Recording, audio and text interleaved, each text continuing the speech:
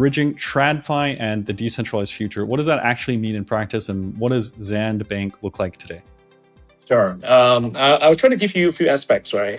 Inside the bank, actually, we have so-called a banking team, but we do have so-called Web3 teams. One of the requirements for the Web3 team is that you should never work in the banking. So that means actually you are really only Web3 focused. That's what happens inside the banks.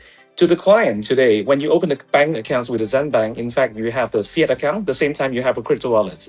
So that means actually that whenever you have a transaction with your counterparts, let's say your counterpart trying to pay you any cryptos or the stable coins, by default, even though you don't know what a crypto is, and then you give the bank account or the wallet address, and this can actually credit to your bank accounts. So that's the second aspect.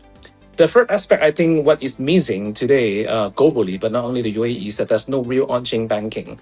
But when we talk about on-chain banking, actually, that's need a few things actually we work together. Number one is the regulations. Number two, whether you have on-chain infrastructures. But when we talk about on-chain infrastructures, we talk about a few things, right? First, thanks to Solana, I mean, you are one of the biggest players, and then you have a very huge ecosystem and empower the whole ecosystem. But the second thing is that when we actually do the transactions, when we do the trades, when we do the day-to-day, you need to have something like currencies in the on-chain language that is a stable coin, for example.